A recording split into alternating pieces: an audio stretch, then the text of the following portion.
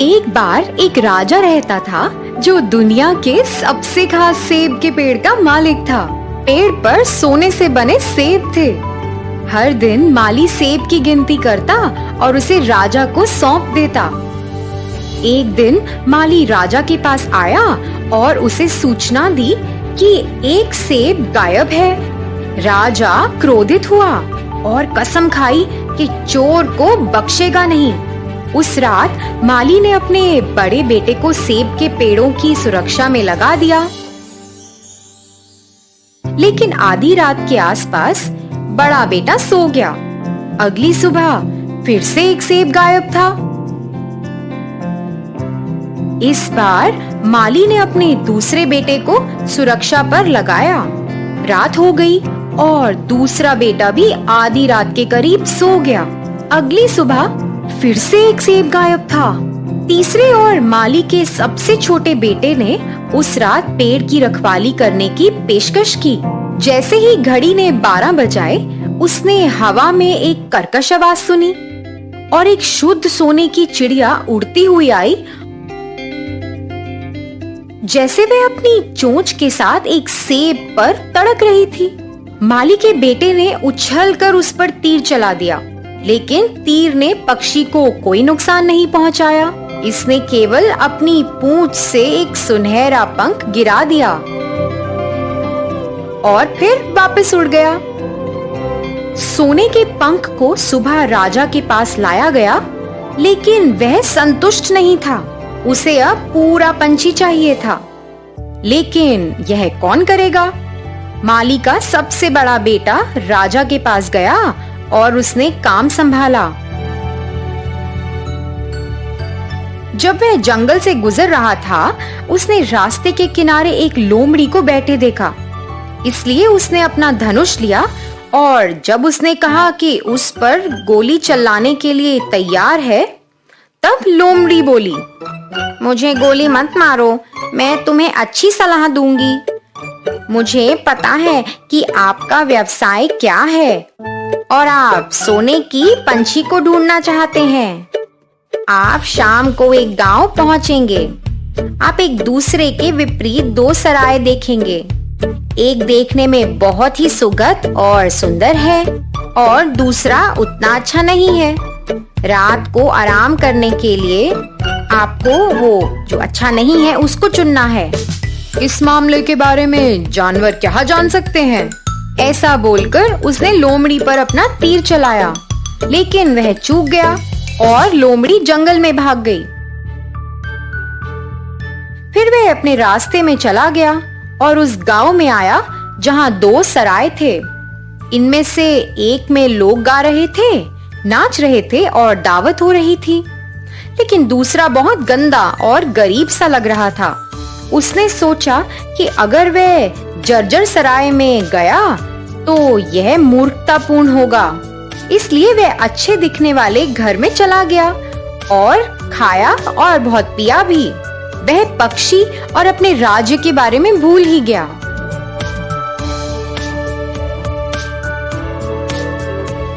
समय बीतता गया और पुत्र वापस नहीं आया। दूसरा पुत्र बाहर गया और उसके साथ भी वही हुआ। इसलिए पहले बेटे ने दूसरे भाई को सुंदर सराय में शामिल कर लिया। समय बीतता गया और सबसे छोटे बेटे ने सोने के पंछी की तलाश की। तीसरे बेटे ने जंगल में आकर लोमड़ी की वही अच्छी सलाह मानी, मेरी पूंछ पर बैठो और तुम तेजी से यात्रा कर पाओगे।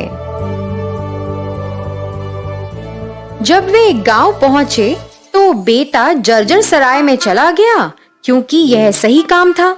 उसने पूरी रात वहीं विश्राम किया। सुबह लोमड़ी वहीं फिर से आई। अब सीधे आगे बढ़ो जब तक कि तुम महल में ना आ जाओ। सैनिकों को सोने दो, उन्हें फिर पार करो और महल में जाओ। वहां तुम्हें एक कमरा मिलेगा जहां सुनहरी चिड़िया लकड़ी के पिंजरे में बैठी है। इसके पास ही एक सुंदर सुनहरा पिंजरा है, लेकिन पिंजरे को बदलने की कोशिश ना करें, नहीं तो तुम पछताओगे।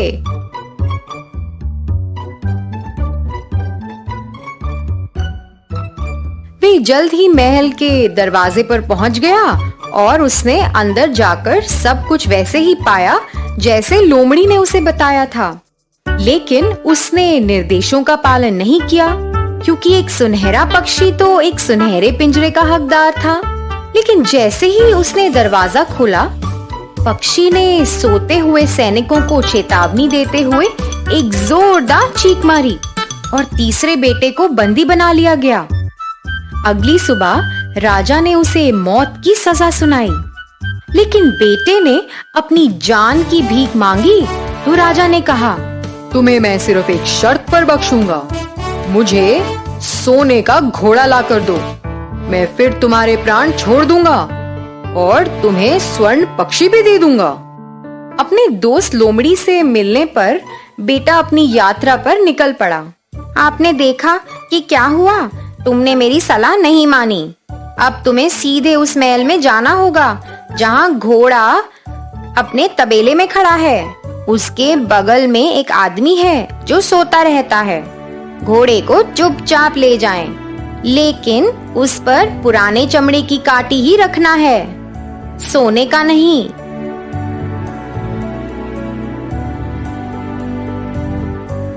सब ठीक से हो गया, लेकिन जब बेटे ने देखा कि घोड़ा कितना सुंदर है, तो उसने सोचा कि यह सोने की काठी के लायक है। लेकिन जैसे ही उसने सुनहरी काठी उठाई, वो आदमी जाग गया और जोर से चिल्लाया। राजा ने उसे मौत की सजा सुनाई, लेकिन उसने फिर से राजा से अपनी जीवन की भीख मांगी। यदि तुम सुंदर राजकुमारी को मेरे पास लाने में कामयाब हुए, तो मैं तुम्हें जीवन दान करूंगा और तुम्हें पक्षी और सुनहरा घोड़ा भी दूंगा। तब बेटा अपनी यात्रा पर निकला और पुरानी लोमड़ी से मिला। तुमने फिर से मेरी बात नहीं मानी, लेकिन मैं तुम्हारी एक बार मदद और करूंगी। जब तक तुम किसी महल में नहीं पहुंचते, तब तक सीधे जाओ, राजकुमारी के पास जाओ और उसे एक चुंबन दो और फिर उसे अपने साथ ले आओ। लेकिन सुनिश्चित करो कि आप उसे जाने की अनुमति नहीं दोगे और अपने माता पिता से छोड़ने की अनुमति दोगे। लेकिन सुनिश्चित करो कि तुम उसे बख्शने की अनुमति नहीं दोगे। लोमड़ी और बेटा महल में पहुंचे। बेटा राजकुमारी के साथ भागने के लिए तैयार था, लेकिन उसने उसे बख्शने की विनती दी। आखिर में बेटा राजी हो गया, लेकिन जिस क्षण वे अपने पिता के पास वापस गई, उसे फिर से कैदी बना लिया गया। मैं तुम्हें मेरी बेटी कभी नहीं दूंगा। जब तक मेरी खिड़की के बाहर की पहाड़ी को तुम खोद नहीं देते, तब तक मैं तुम्हें नहीं छोड़ूंगा। तुम्हें ये सब 8 दिनों में करना है। पहाड़ी इतनी बड़ी थी कि वो जितना भी खोदे, वो तो खत्म ही नहीं हुई। बस जब उसने हार मानी, तो उसकी दोस्त लोमड़ी वहां आई। उसने बेटे को सोने के लिए कहा और बोला कि वह खुद करेगी। सुबह में पहाड़ी चली गई और खुश राजा ने अपनी बेटी का हाथ उस लड़के के हाथ दिया। वे दोनों एक साथ चले गए और फिर से लोमड़ी से मिले। तुम्हारे पास सब कुछ हो सकता है, राजकुमारी, घोड़ा और सुनहरा पक्षी। राजा के पास जाओ और उसे राजकुमारी दे दो। वह बहुत खुश होंगे और तुम्हें सुनहरे घोड़े पर चढ़ने देंगे। आखिरी बार राजकुमारी के साथ हाथ मिलाएं और उसे घोड़े पर जल्दी से उठाएं और जितनी जल्दी हो सके उतनी तेजी से भागो। उस महल में जाओ जहाँ चिड़िया है। मैं दरवाजे पर राजकुमारी के साथ रहूंगी। लोमड़ी का कहा हुआ सब हो गया। लड़के ने लोमड़ी को दिल से धन्यवाद दिया, लेकिन फिर लोमड़ी ने कहा, अगर तुम सच में आभारी हो तो मुझे मार डालो। क्या? मैं कभी ऐसा काम नहीं करूँगा। तुम मेरी दोस्त हो। ठीक है, ये तुम्हारी इच्छा है, लेकिन वापस अपने रास्ते पर 2 चीजों से सावधान रहना। फांसी से किसी को मुक्त मत करना और नदी के किनारे मत बैठना।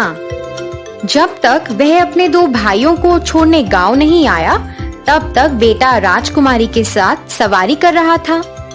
वहां उसने शोर सुना और देखा कि दो आदमी फांसी पर चढ़ रहे हैं। लेकिन दोनों आदमी तो उसके भाई थे। उन्हें लुटेरों ने पकड़ लिया था और उन्हें मौत की सजा सुनाई गई थी। मेरे सारे पैसे छीन लो, लेकिन मेरे भाइयों को छोड़ दो। अपने भाइयों को बचाने के बाद वो सभी जंगल में आ गए, जहाँ लोमड़ी पहली बार मिली थी। और भाइयों ने कहा, चलिए खाने के लिए नदी के किनारे बैठते हैं और कुछ देर आराम करते हैं। सबसे छोटा भाई लोमड़ी की कही बात भूल गया था और नदी के किनारे बैठ गया।